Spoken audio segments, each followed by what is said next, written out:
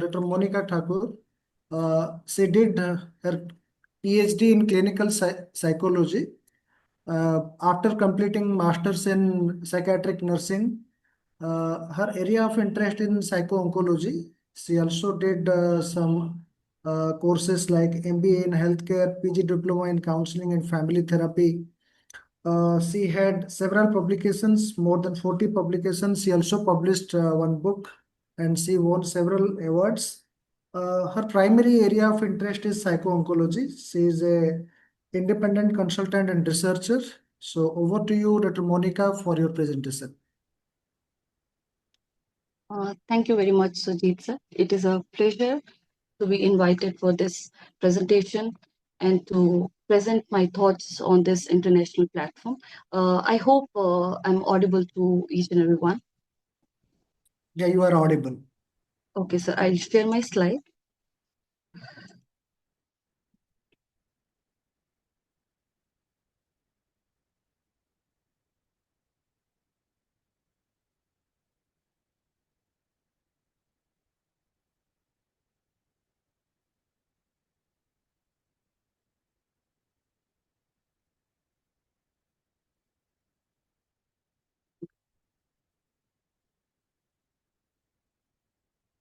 So the topic for me, it is of keen interest actually, because I'm a researcher and over the past years, I have seen that how AI is revolutionizing research and how the good part and the bad part of it is impacting the integrity of medical sciences and related sciences, and how you have to use it and further you have to improve on it.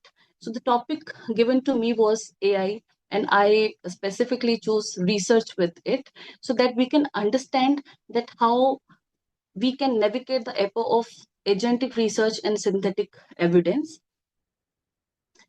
So if we start understanding the AI, first, the concept of artificial intelligence was first introduced by John McCarthy at Dartmouth Conference, has evolved from a theoretical idea into transformative force. In recent years, the emergence of advanced generative AI systems such as GPT, developed by OpenAI, has revolutionized how knowledge is generated, accessed, and applied in research and academia.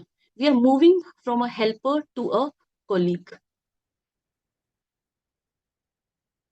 If we understand the basic of foundation of the AI, I think so my slides are not moving. Or is it visible to Slides are everyone? not moving. We are still in the first slide. Kindly make the slide to the full screen and it's not moving. Okay, sir. I'll try my best again.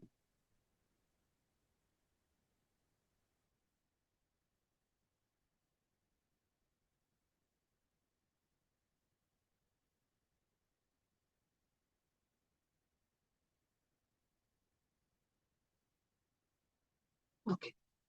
All right, sir. I'll just take a minute to.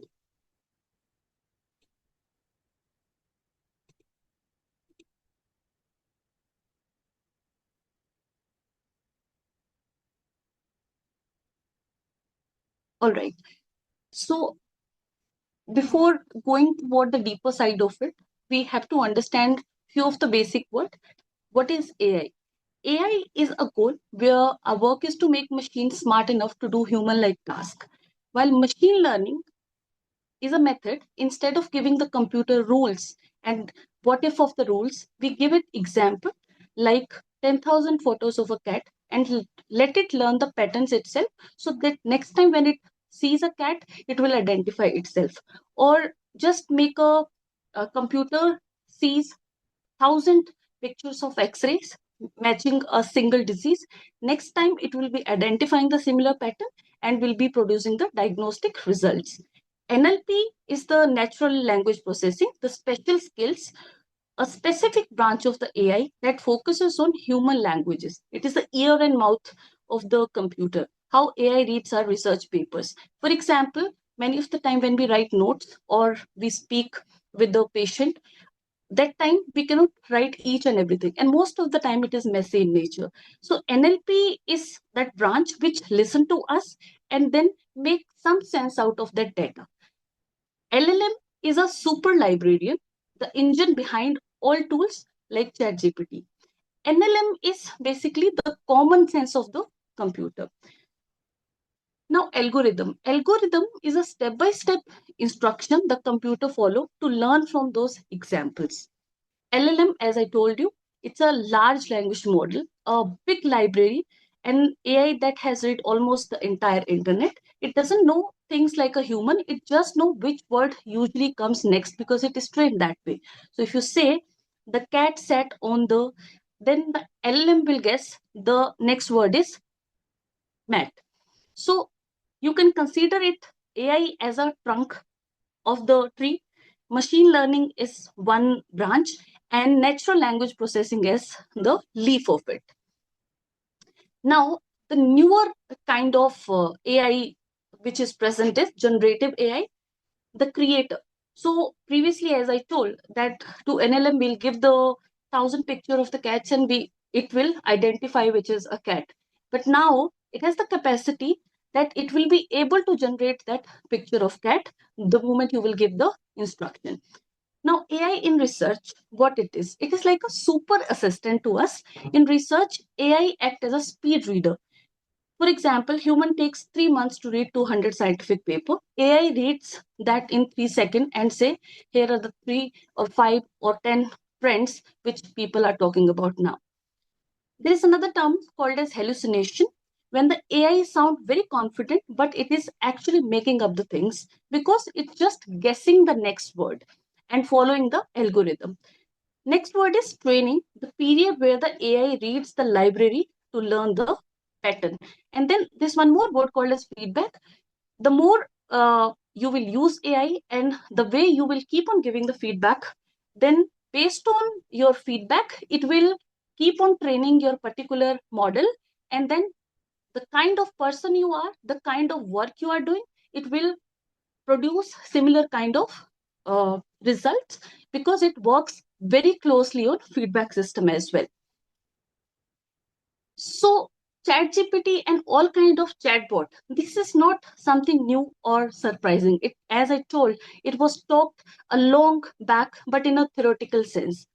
So these all models like LLM, NLM, these all have enormous value across the entire value chain of research. They have potential application in the automation of research techniques, from generating a hypothesis to conducting the research itself, and in accessing large bank of information, tackling issue related to peer review, searching published content, detecting plagiarism, and fact checking the data. In 2026, the Silicon Scribe is no longer a passive assistant. It can plan, execute, and even defend a study. Sometimes even we finish our coffee. So ChatGPT and its counterpart are here to stay. So for this reason, it is crucial to understand its capability in the research field as well as its limitation and potential ethical shortcoming and how safe it is to use. AI is transforming, and specifically these are three transforming areas. One is epistemology, what counts as knowledge, then methodology, how research is done, ethics, who is responsible for that research.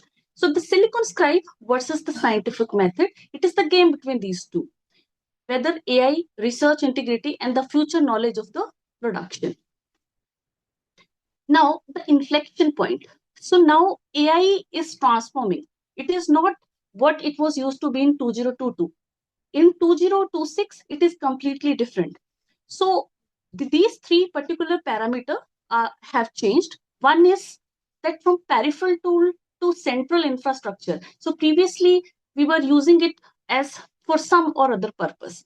But now it has become part of our regular work. If we have to search something, we are using any sort of chatbot.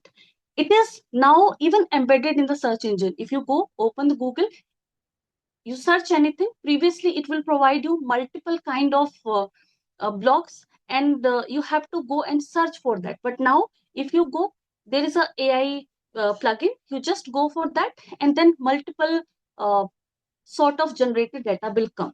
Even you go for the manuscript system, even you go to submit the files, electronic health record, now it is a main part of the system. It is not now used as an option. Now people are using it routinely without explicit policy. That is the one issue about it. So the role of it is also transitioning.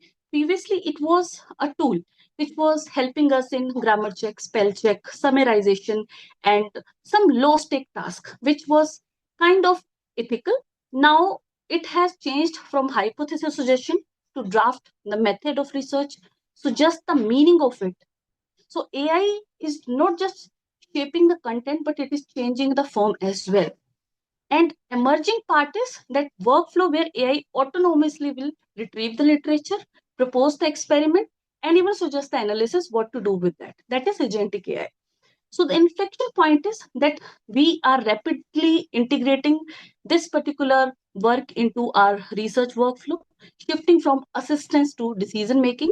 But we have to understand there are very uh, clear lack of institutional guidelines and the policies.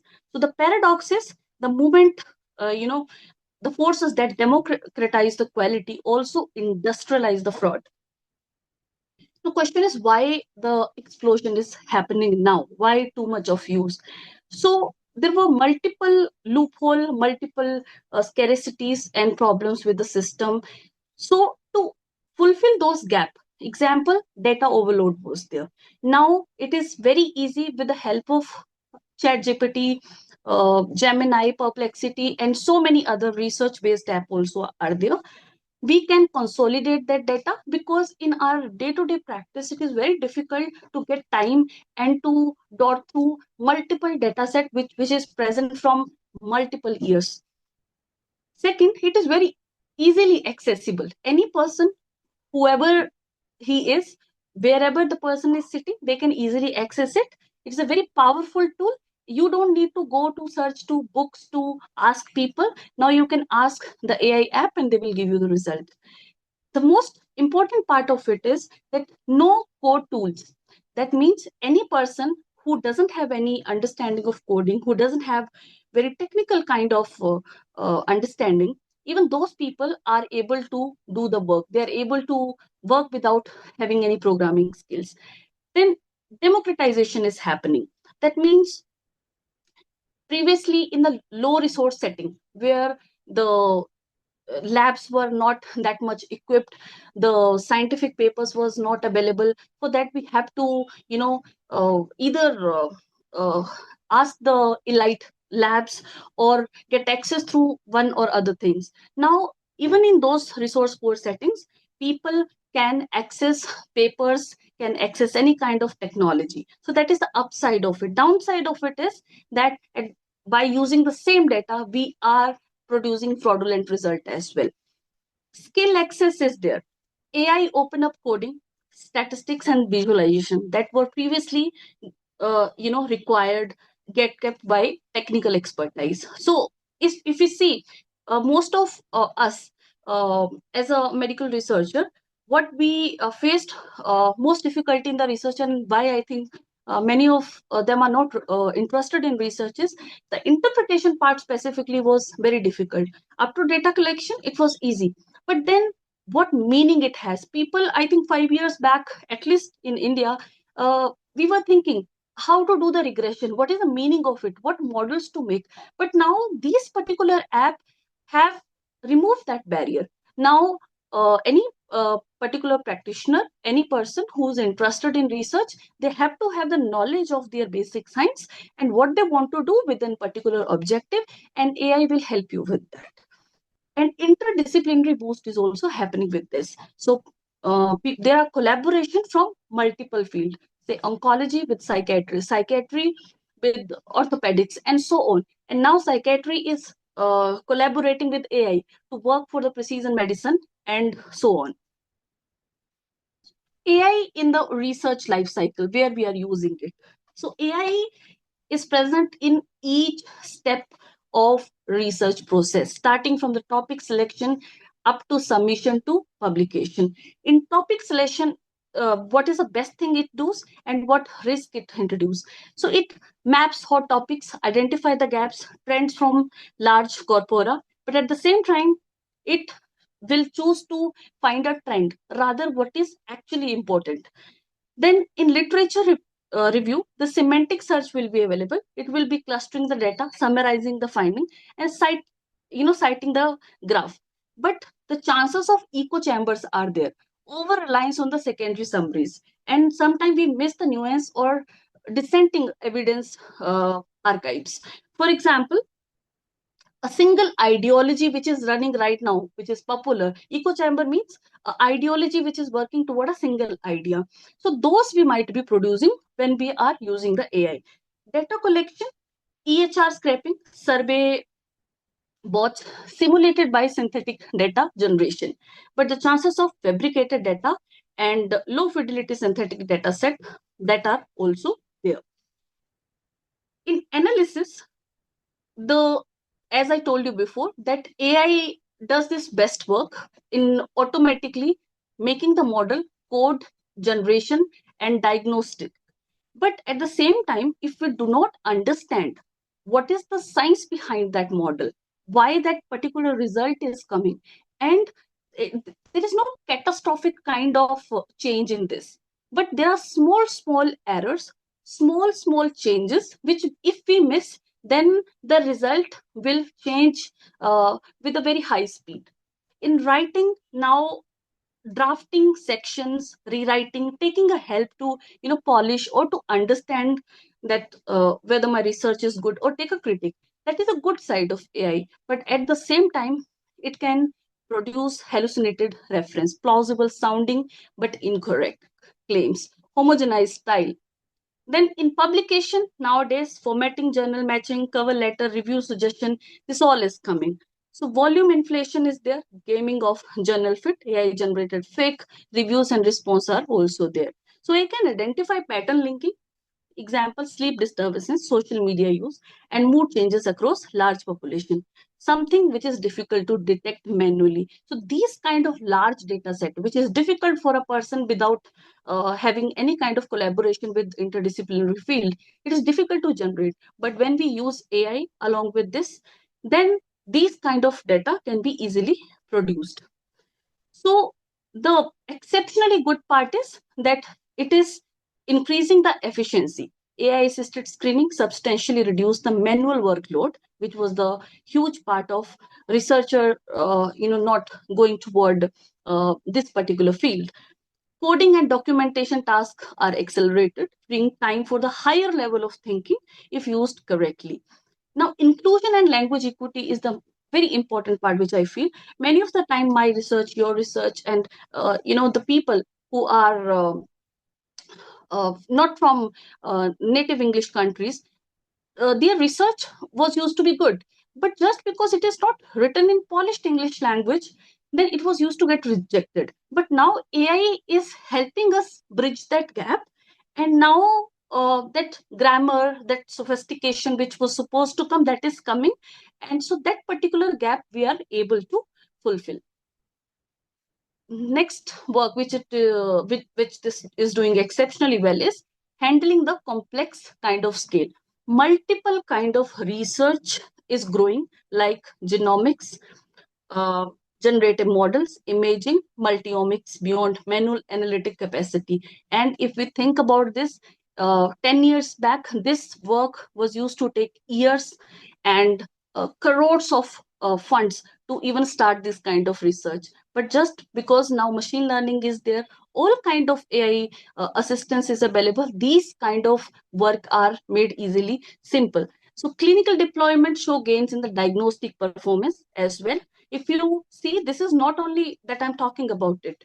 If you see some of the series or movies, you'll see that their people are using multiple machines to diagnose the people.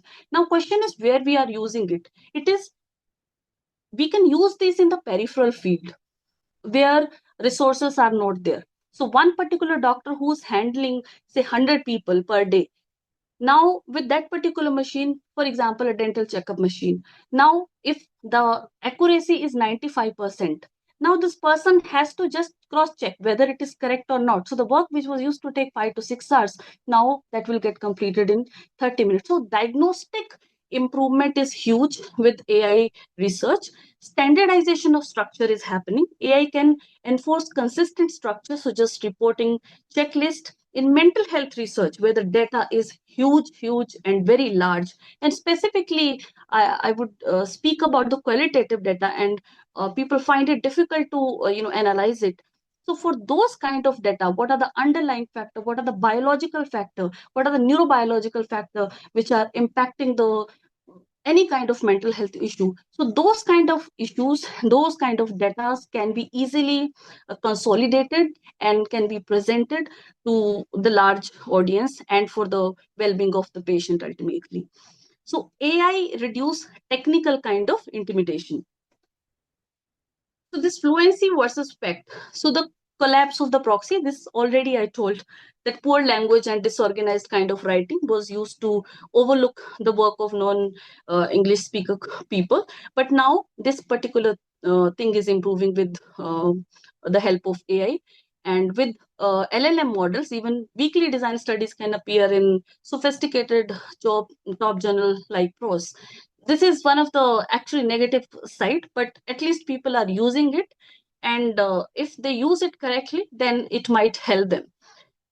Time pressure review may overtrust fluency and under scrutinize method and data, because so many papers are coming, the flow is huge. So because of this time constraint, many of the people will just look at the fluency of the paper, and then it might pass the review process or the editorial process. And research say that it is happening. So preprint studies suggest linguistically complex AI helped manuscripts are often less likely to be accepted, indicating a style substance disconnect. So even this contradictory part is also there. The AI tool ecosystem, capabilities and risk. So there are multiple tools which are used into multiple ways and multiple stages. Writing and rewriting tool, like you must have used ChatGPT, Gemini, Cloud, Paperpal, Writeful. So the primary use in content generation, rewriting and language polishing. But the risk is hallucination of the reference, which is very high with ChatGPT, Gemini, or any other thing. And then homogenized voice, almost they will be using repetitively similar kind of words, similar kind of writing they will be giving, which clearly looks that it is written by AI rather a human. Literature and evidence tool like Elicit, Site, Semantic Scholar, AI, domain specific engine, these are helping with citation graph, literature summaries, but biasness is there.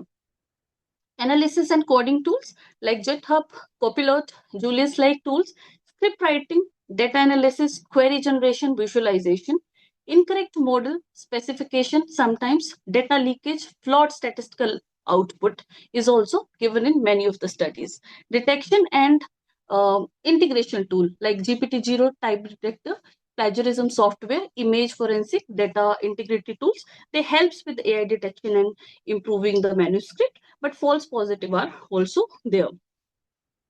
So this particular slide have on this side, these are the tools, and this color coding suggests that these are, I have not put it green. The reason is nothing is 100% accurate and nothing is 100% reliable.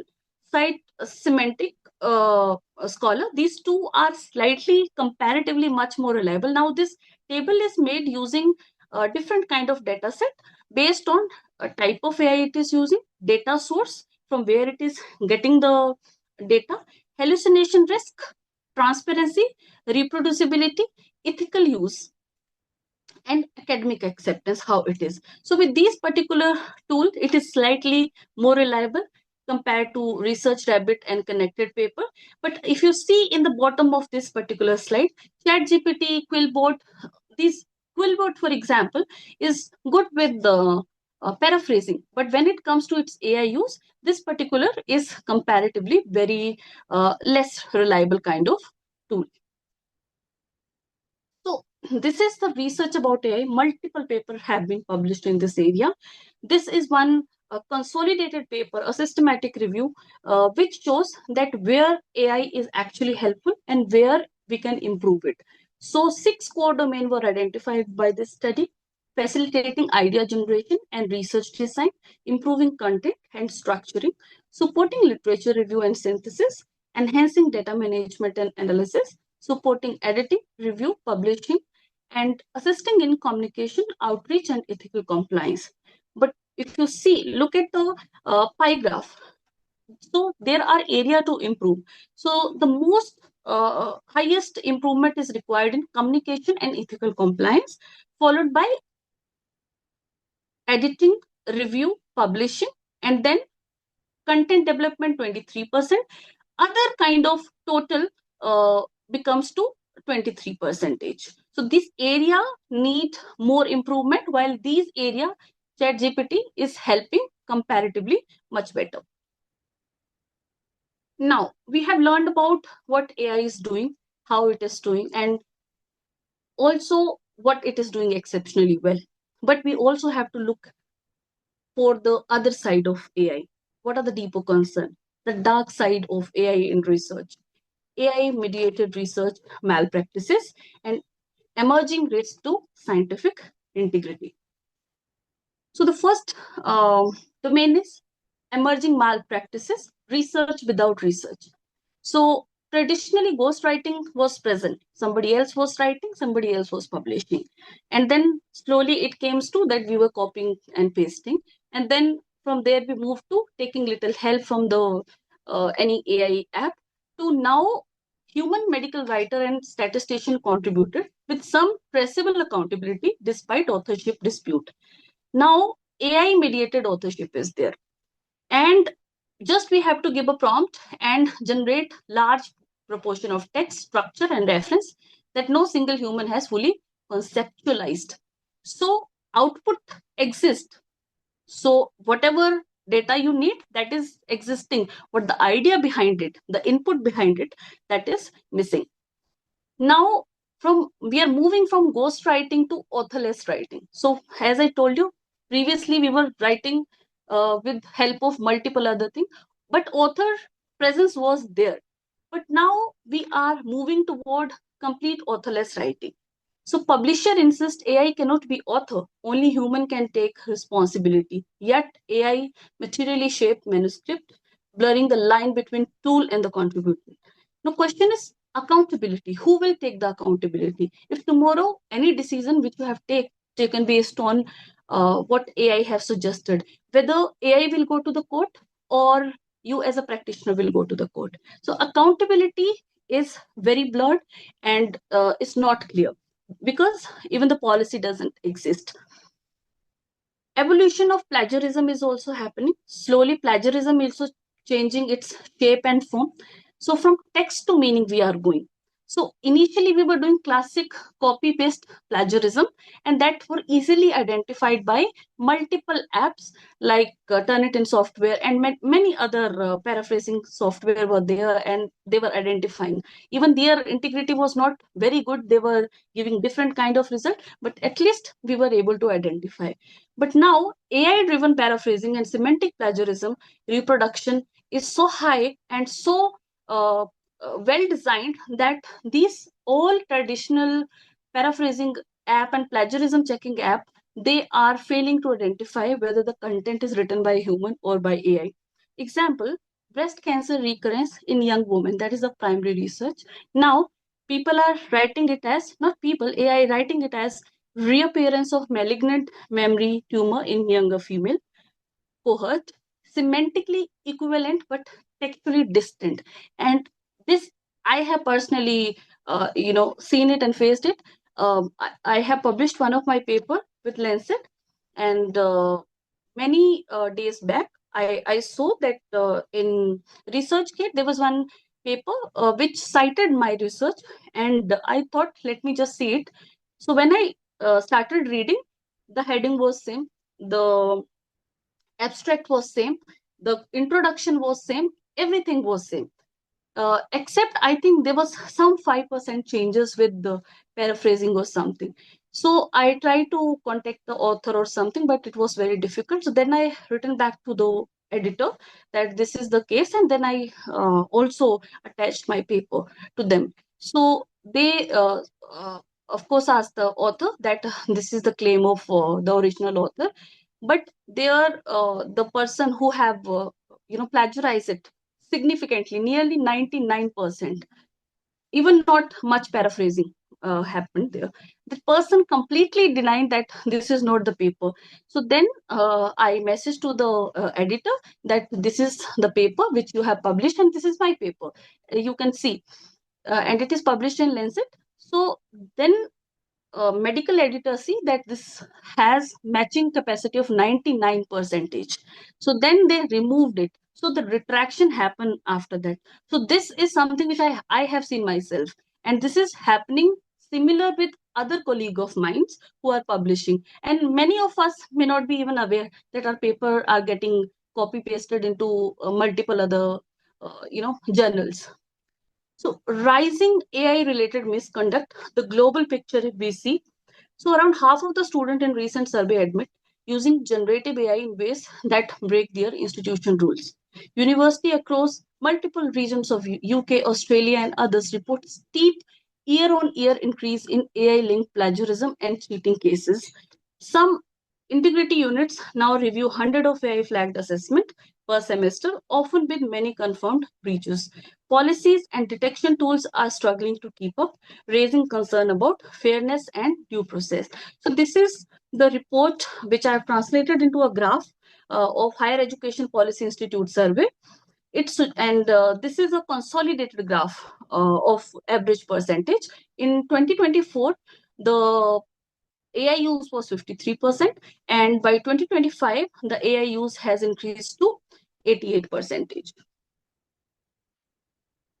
Next area of this dark side is the peer review under strain. Submission volume and the time pressure is increasing. This, you people, if are publishing or reviewing the research paper, you must have faced yourself.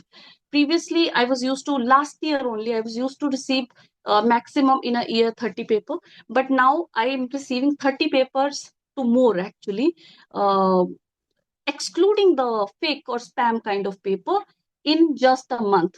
And previously, the time given to us for review was at least 10 days, 20 days people will give, and even for the, receiving that particular feedback, time was given. But now every day I receive the, reviewer request. So they keep on pressuring the review. So the reviewer pressure is increasing too much that even reviewer are exiting from those kind of platforms. So journal report sharp increase in submission, partly attributed to AI accelerator writing and paper mills. Reviewer availability has not scaled. As I told you that there's a lot of pressure. Average time per manuscript shrink, increasing reliance on the superficial kind of cues. So they'll read the manuscript, they'll just read the main headings, and if it looks good, then based on that, they will give the decision. AI polished manuscript is working as walls in ship's clothing. So weak studies with impeccable language and formatting challenge traditional screening heuristic. Reviewer may struggle to detect the subtle fabrication, example, too perfect table, consistent p-value without raw data access, because we most of the time do not get the data of the patient because of privacy concern and other ethical concerns. Another kind of issue with the peer review is that some reviewer and editor quietly use AI to summarize the manuscript or suggest comment. Publisher now demand disclosure and caution around confidentiality. Now, the irony of this entire reviewing process is that AI is reviewing the AI, where both the manuscript and the review is partly or whole process is generated using the AI. So we doesn't know how the result will come. When machine is making something, and machine will only evaluate it, and machine will only give the final decision whether it is good or not. So these are some of the finding of the case studies in the peer review cases.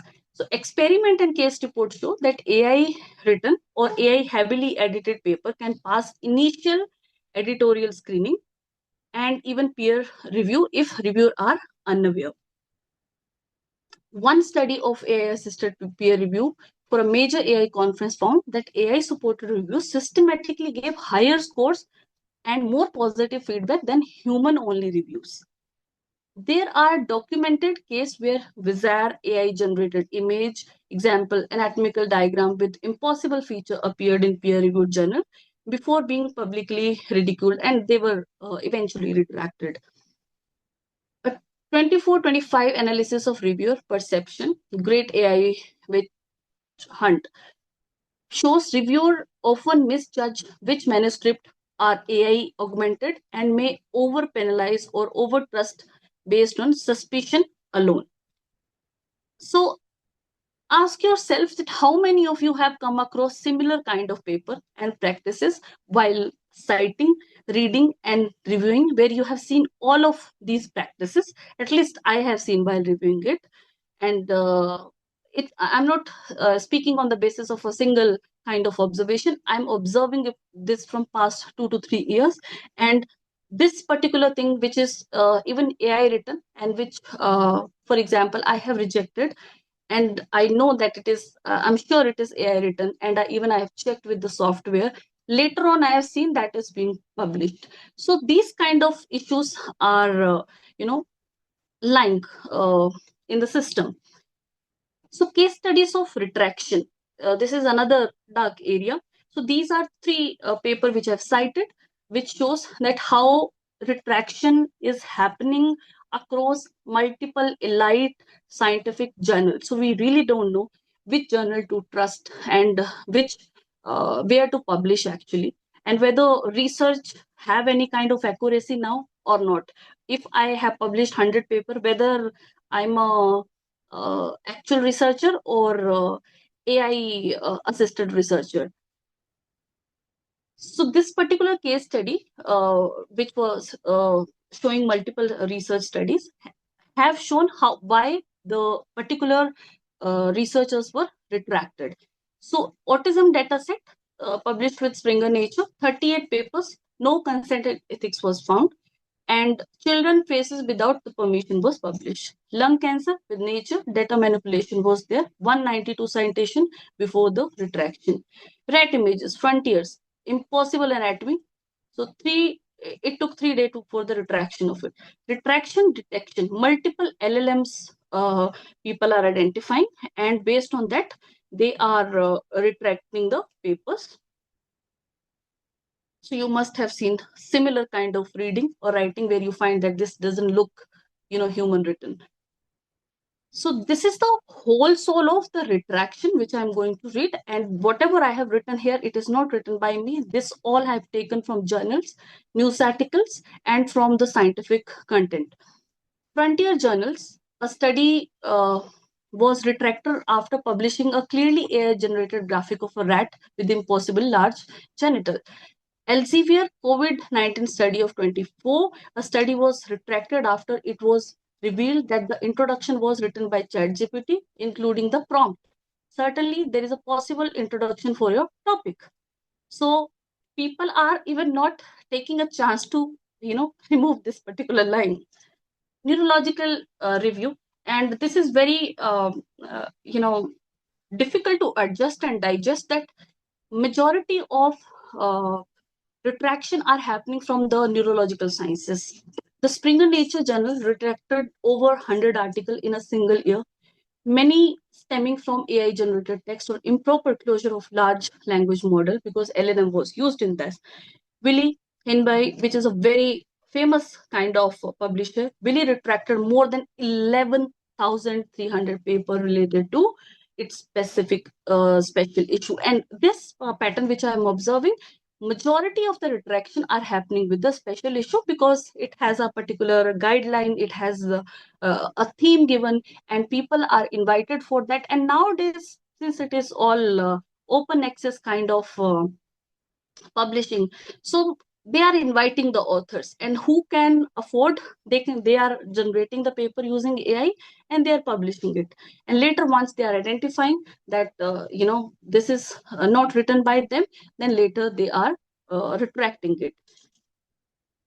So now, a major study in the Journal of Korean Medical Science of 2025 identified 764 AI related retraction, with the primary reason being peer review manipulation. In 24 and early 25, Springer Nature reportedly retracted approximately 2,923 papers, which is not a less number. Similarly, Springer Nature Journal retracted 129 paper. This is about the mental health actually, being overwhelmed by the manuscript that appear to be generated using large language model. So the finding is not only limited to this. The moment you put retraction and how many people are retracted, and as I told you, algorithm. So now question is how I come to know about this. I read about it in my Google search or Google engine, and then in the news it keeps on coming because it is following the algorithm. So for me, these kind of output keep on coming. I keep on taking the screenshot, and fortunately now it has come handy for me. So if you really want to understand about it, then start following such news, and then algorithm will follow you. Now the question is, what is the impact on the student? What is the impact on their profession and their cognitive load? So there's a shift in the learning trajectory. Previously, student will generate the idea, will work on that idea, and will produce result. And no matter what kind of result, student will learn the process. If they will not learn the research, at least they'll learn how to do it. But now, student are giving a prompt, they're producing an output, and then there's a submission. The shortcut learning undermines the critical appraisal, methodological understanding, and scientific writing skill. And you must have seen one recent study which is conducted among 80 countries by a neurologist, group of neurologists and researchers, and they found that the cognitive decline is happening among students. And in the Gen Z generation, there is a 3% decline, and it is first time which is happening in the history that there is a decline in the IQ score comparatively. So cognitive decline is there. If you want to read the research about it, you can go and search which kind of cognitive decline is there. How I get to know about it? Because when I'm teaching my student from last 5 years at least, I'm specifically teaching psychology to medical, nursing, and dental student as well. I have seen the student who were studying 5 years back and the student who are studying now. So previously we were used to say that we'll not spoon feed, we'll just give you something and you learn about it. But now I'm spoon feeding them, and even I'm telling them how to swallow. But after that also, I'm getting no result. So sometime I'm questioning myself. Then I started reading about it. So this kind of cognitive shift is there. Even they're not ready to write the prompt. Prompt also should be written by somebody. So this kind of cognitive shift is happening. Memory changes are happening. And if you read much about it, you'll understand much better that what kind of cognitive decline is happening among students.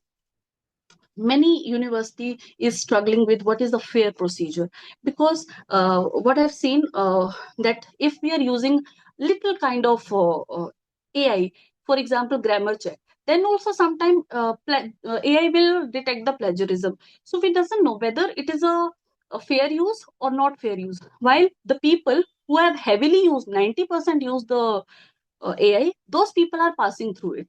So student are kind of feeling the imposter feeling, whether this is my work or this is the work of a model. So there's a confusion about where legitimate assistant end. Faculty and system impact. So all of us are instructor or faculty or clinician working somewhere. So student are reverse engineering the output. They are starting from the backside, output side, and going toward the ideas, rather from the idea to the output. Faculty using outdated detection tool, result is misalignment. We don't understand the tool our students are using, we are no longer mentoring. We are just reacting and often too late. Reverse engineering is happening. Reverse engineering means deconstruct, trace, or understand the origin and construction of content created by generative AI. So these are the two researchers which has shown over a period of time there is a generational gap. The faculty is using AI less than 30% in research. Students are using AI 92%, near to 92%, and maybe even more. And this particular research finding says that overall use among medical students is 90%, while faculty it is 56%. But here is one very contrast kind of finding. Students are using it for studying, assignment, taking notes, while faculty is using it for clinical practice, research, and curriculum design. Research use is 25% among students and 28% more frequent in literature review or editing. Familiarity is comparatively higher among the students than the faculty. So system level effects are happening. In the publication inflation is happening, and AI, because AI assisted writing is easily available. So without a proportional rise in the robust knowledge, we are just producing huge piles of papers, but no knowledge gain is happening. So trust erosion is there. So now if I'm producing 50 paper and out of 50, 40 are produced using AI, how I will be helping to shape the policy, how I will be helping it to make any changes in the patient's life. If we are from medical professional, if you're from social sciences also, how you will help to understand what your patient is doing, what your client is doing. So this kind of issues are there. Mental health dimension are among student, that imposter syndrome, that whether it is my research, my work, or some other work. Dependency on AI is also increasing. The academic anxiety among faculty, there is a loss of control and uncertainty about expectation, with pressure to match AI amplified productivity. And many of the people, you keep on using this word AI repetitively. So many of the faculty feel that, I'm not up to the date, I'm not understanding it. System level issue is that since this particular researcher is producing, this institution is producing this paper, and unfortunately that is becoming the part of our NAC system, or part of our any kind of ranking system. So multiple people are behind the volume rather the knowledge. So that will lead to burnout among faculties, students, and otherwise. Accuracy reality, the black box accuracy and findings. So these are the tools with the accuracy and the problem. Elicit Can I is the just tool say, with. Monika, 10 minutes to go. Yes, so 10 minutes to go. Sir, I'm finishing in 10 minutes, sir. Okay, that's fine, but we have then to discuss later. So yeah. Okay. Yeah. Sorry to disturb. Oh, no problem, sir. Okay, so these are some benchmarking tool which AI have suggested. One is Elicit with 85 to 90% accuracy, but the issue is of echo chamber. Julius AI tool with 89%, near to 89% accuracy with SQL error. SQL error is nothing but when you give a wrong input with a spelling or otherwise, then you'll get the wrong output. Then GPT-0 with 50 to 65%, but it is biased in nature. PaperPal with 95% of accuracy, but hallucination. So we are saying that 95%. If there is a hallucination, that means even 95% is not possibly correct. Scientific method versus black box AI. So traditional scientific method were transparent. They've used hypothesis method so that we can reproduce it. In the black box research, complete model produce prediction or pattern with no particular transparent explanation or pathway for that particular model. In machine use, interpretability work argues we need a machine view that tell us what data the model found important, but this still often misses how it used them. In performance optimization, if we accept the model output because they work statistically, we risk shifting from understanding to mere performance optimization. So something is looking that, this is statistically correct. If we don't understand the concept behind it, we may not be able to understand the actual, use of it and whether it is actually correlated or not. Interdisciplinary mimicry and what we are losing. Is AI tool making it easier for the researcher to step into new area by suggesting a method, language, and key paper. Used well, they can help real experts from different fields to work together, but there are almost no shared rule for the interdisciplinary guideline. Who is the author? What standard to apply? So we see interdisciplinary mimicry, AI stitched paper that look cross-disciplinary but lack the real depth in the knowledge. This one example I would like to give. Just 1 week ahead, I have received a paper which is about psychological distress, multiple area of that, and breast cancer. And the paper was written by a person from the agricultural sciences. So this kind of interdisciplinary mimicry is happening without having any background knowledge about it. So the pace of slow reading, AI summaries replace the deep reading. People just skim instead of engaging with the method and limitation. Students skip coding, data cleaning, and drafting, the hard parts that build intuition and judgment. AI surface recent, mainstream, English language work, niche, local, or older but crucial studies get buried. Polished language and neat figure used to signal effort previously. AI makes these cheap, no appearance, no longer reflect the depth. The consequences is cross-field AI project. As I told you, that AI plus oncology may work, AI plus mental health may work. But as I told you, with AI, we are writing, a person from the pharmacy side is writing how chemotherapy is impacting the psychological side effects among the people. So this kind of interdisciplinary bad sides are there. Most rules remain field specific, medicine versus computer science, with almost no guidance for genuinely cross-boundary AI work, because multiple people from technical side are joining with medical colleges and actually producing good result. But blurring is very much high. So we cannot know who is authentic one and who is not.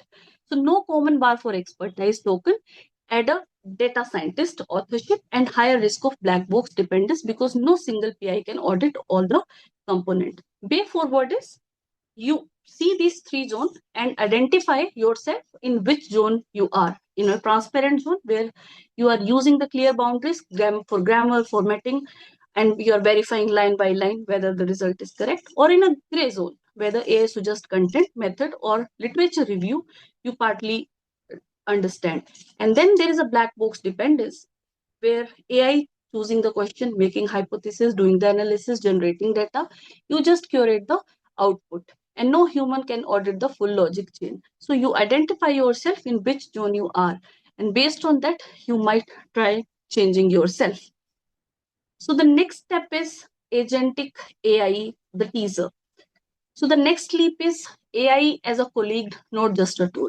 So the work which we were doing, formulating a question to hypothesis and producing the end result.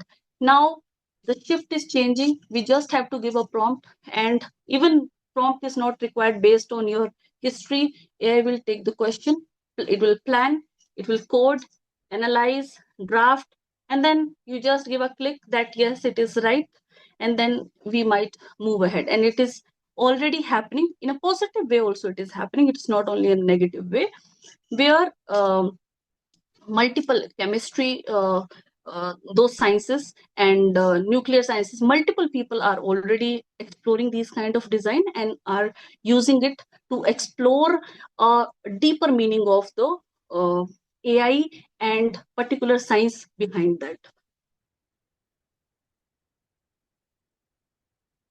So publisher says that AI cannot be author, human, or all the content. You must disclose what AI you used and for what purpose. Fabricating or manipulating data with AI is misconduct. We have to full stop there. What institution should do? We should form clear SOPs, clear guidelines, and before going ahead in the publication or moving forward in the conducting research, we have to take first the ethical clearance from the committee or any institutional policy which is there.